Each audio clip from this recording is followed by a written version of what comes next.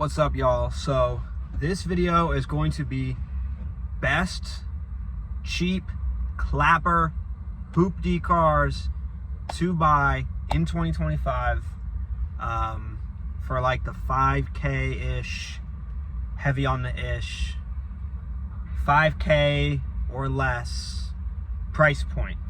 Hopefully less. Some of these cars, if you pay 5K for them, you're out of your mind. But this is gonna be like 5K or less cars that you should buy. Cheap cars that you can depend on and that you should buy if you want to be smart with your money and if you want to get ahead and not be the bank's bitch and be their little car note slave. These are the best cars to get.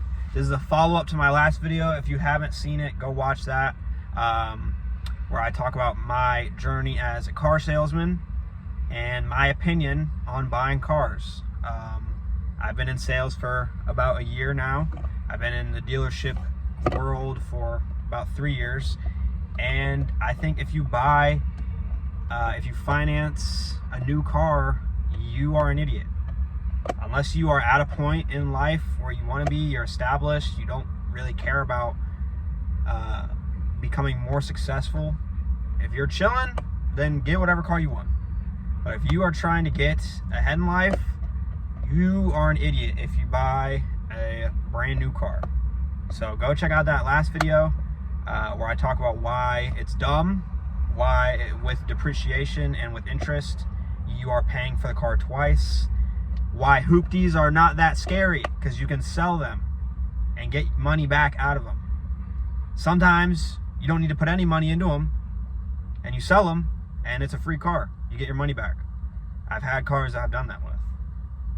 So this video is a follow-up to the last one, and this is going to tell you the cars that you actually should be looking for. Everybody just gets on and yaps, oh, buy a Toyota Camry, a Honda Civic, a Toyota Corolla, Accord. Yeah, we know. Those cars make you want to blow your brains out. So I'm going to be doing some other cars that are still reliable, still cheap, and maybe not as many people know about. So number one is going to be the Scion TC. Really, any year of these cars, I do not care. I prefer the second gen. I think it aged a lot better. I think the first gen, it looks like a 2005, 2002 car. The second gen though looks pretty good. The interior is not really the best, but it's not terrible either. That's actually what I'm sitting in right now, which I talked about in the last video why I bought this car. But 240,000 miles on this bad boy. I'm fucking halfway to a free car from Toyota. Once I get 500, maybe they'll send me a free car. But this car is pretty nice. It's basically just a Camry,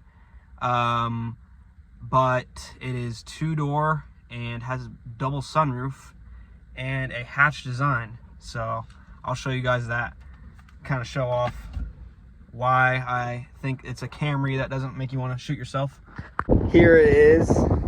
I mean, come on. For two Banskis, for two K-skis, you kidding me? Had to hit the flex mode on y'all. Just had to do it to him. $2,000 though, got this car. Wheels are not bad. I'll show you guys. The main reason I got it was the trunk design is dope. Can fucking put a flat screen TV in this bitch. Whatever you need to do. Now, if you got a family and a bunch of little kids running around, probably not the best car for you, but the back seat is still big, bigger than you would think. So you can still fit 5 people in here if you need to. I see a ton of Mexicans doing it all the time, have the whole family in these things. But these are fucking great ass cars for the money. Now they piss oil like crazy, but keep some oil on you, you'll be good. It's just a fancy Toyota Camry. Well, fancy, but it's just a rebadged Camry. Now with these being a Scion and not a Toyota, you can usually get them a little bit cheaper than the Toyota counterpart. and I think, you know, not as many people are hip to Scion, so it's a good way to go. Now, really, any Scion is good, would make it on this list. XB, little toaster car, is great. Anything in their lineup, but I just like the TC personally. That's just the one that I like the most. And part of me doing this video, everybody just gets on and yaps, oh, buy a Toyota Camry, Honda Civic, Toyota Corolla, Accord. Yeah, we know. Those cars make you want to blow your brains out. So I'm going to be doing some other cars that are still reliable, still cheap, and maybe not as many people know about. So number one would be the Scion TC, any year. 200 horsepower, well, more like 170, probably 140 20 years later. But front wheel drive, I mean, come on. Right, next car, the Toyota Highlander. Toyota built this car on the Camry platform, but you know, it's basically Camry on stilts. And it's basically, when you can't afford a 4Runner, you get a Highlander. I had one. I bought it for $900, and I drove it for like 8 or 9 months, and it was a true piece of shit. I mean, this thing had rust underneath like you would not believe. I mean, I'm in Ohio, so our cars get murked. This thing was a true rust belt piece of shit, but it drove, and it drove, well, it didn't drive good, but it drove. It fucking started up. It had no error codes or anything during my ownership, and even though the suspension was shot and everything was fucked on it, the engine and transmission were solid. The body was rotting away, but the engine and trans were solid. And I got it for $900. I rode it for 10 months.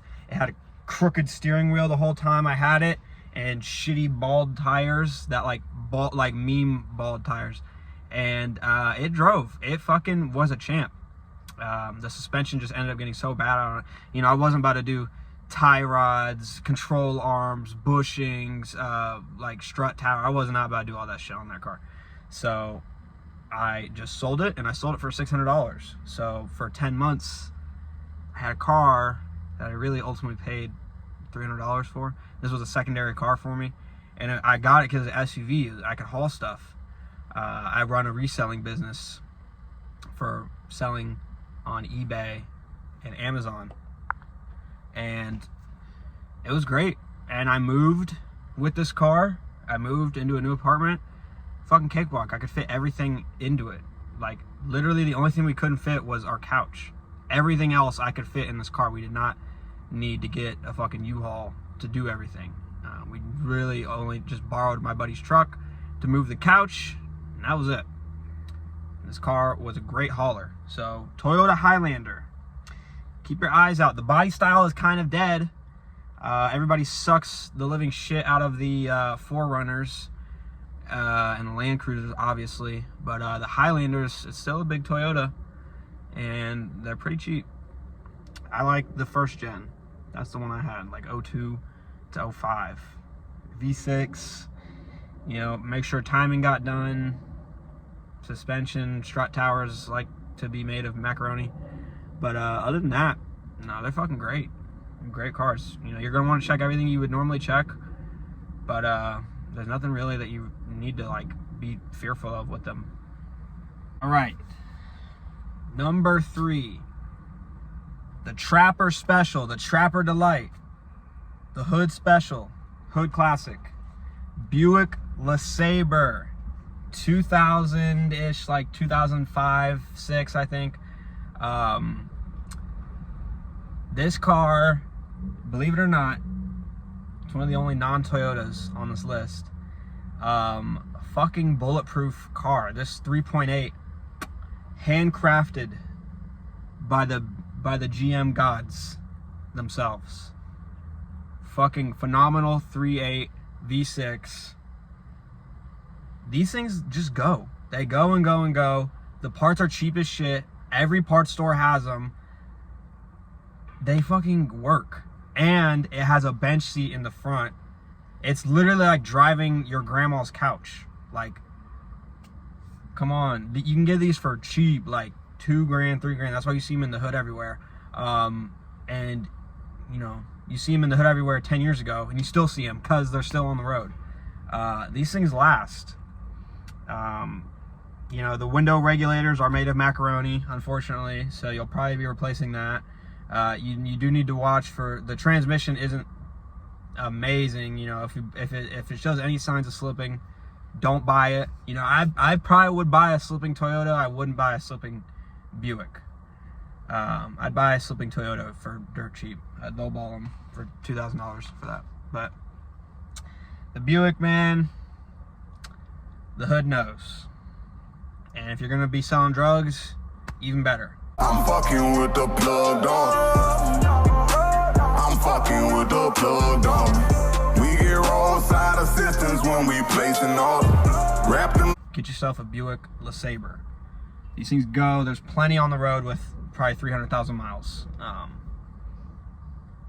And I think they have a problem with the intake manifold gaskets.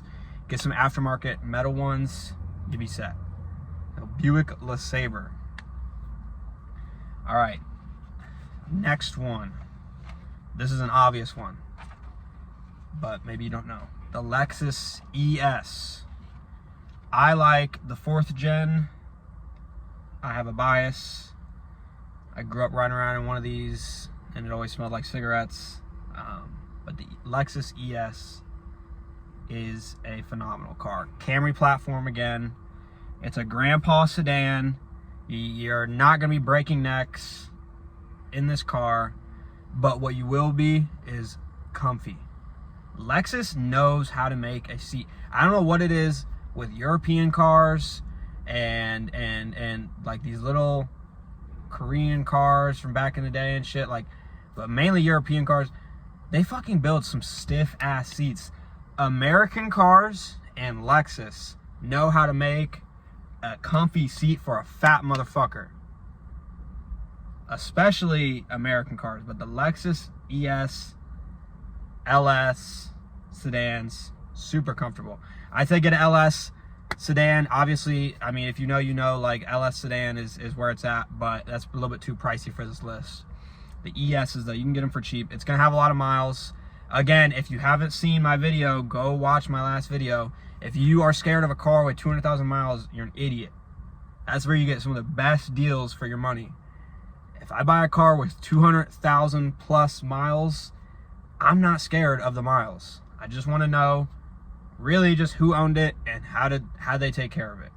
If it had 19 owners and was passed all around the hood, then I probably don't want it. But you know, if it has 200,000 miles and it's like a 1 or 2 owner, they took care of it. They just used it to go get groceries. They didn't fucking swap wheels and floor it and tint the taillights. If they just drove it A to B and they just ran up a lot of miles, I mean, I'll buy that car. And you can get these things with a lot of features for the money. Heated seats, memory seats, heated steering wheel. I think you can even get them with like an optional sunshade in the back, flex on your buddies. Yeah, these are great cars, and they'll last. They can go to 500,000. This is one of them ones. Very good V6.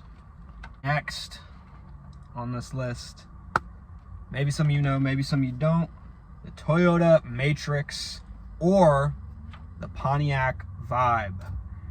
These things, the 1ZZ engines, love to piss oil or burn it, but these are fucking great ass cars.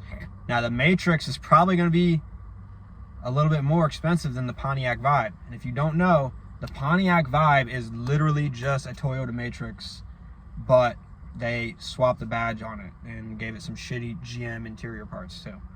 But under the hood, the drivetrain and everything, it's a Toyota Matrix.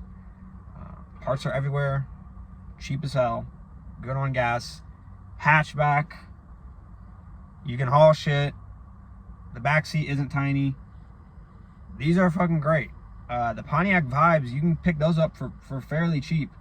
You know, just because they don't have the Toyota badge, they're a little bit cheaper than getting a Matrix. And these are fucking good if you need some room in your car, need some space to haul stuff.